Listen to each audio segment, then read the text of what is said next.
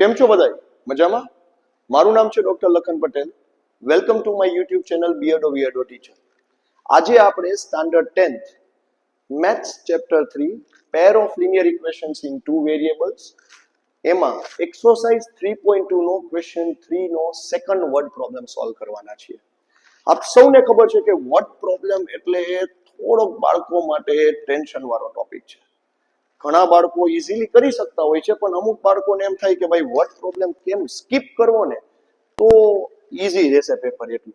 પણ આ વિડીયો જોયા પછી તમને એમ લાગશે કે વર્ડ પ્રોબ્લેમ બહુ સરસ રીતે ઈઝી મેથડથી સમજાવવામાં આવ્યો છે અને જરાય તમારે મેથ્સનો આ પર્ટિક્યુલર ક્વેશ્ચન મગઅપ કરવો નહીં પડે.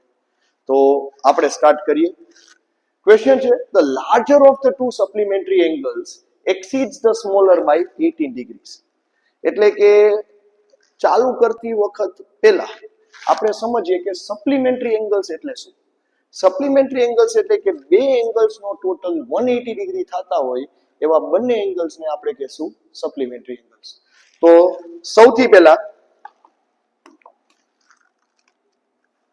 સપ્લિમેન્ટરી એંગલ્સને આપણે હાઇલાઇટ કરીએ. આપણે અઝ્યુમ કરીએ late the first angle be x degree, let the second angle be y degree.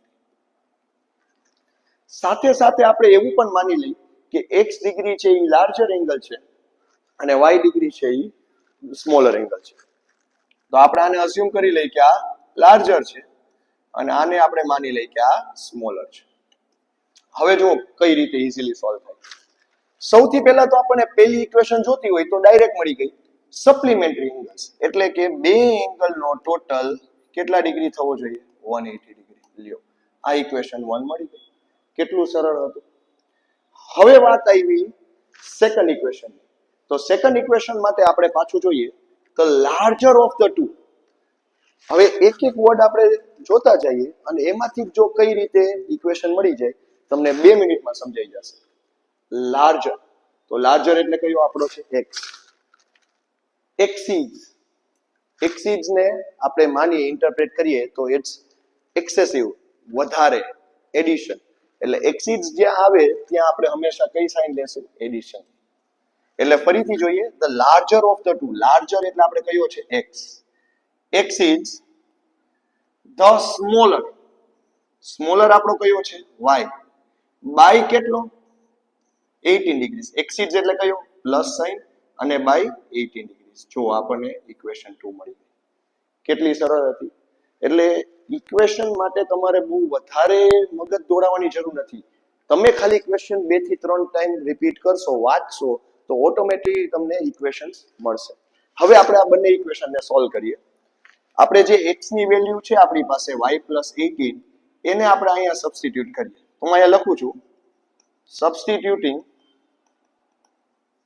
x equal to y plus 18 in equation 1.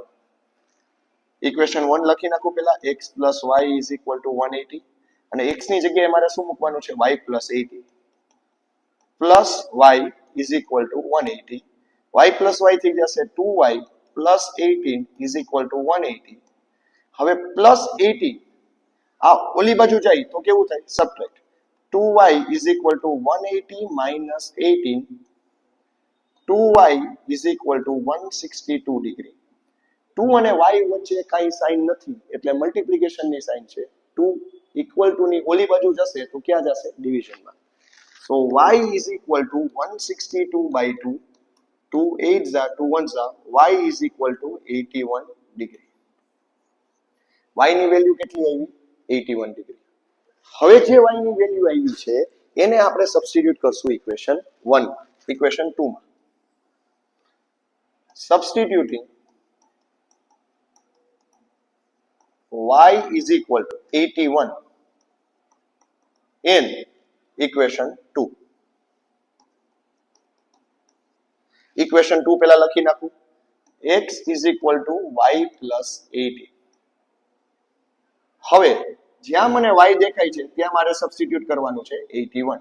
x is equal to 81 plus 18, so that will become 92. તો મને x અને Y બંને એંગલની values મળી ગઈ, જે છે 99 degree અને 81 degree respectively.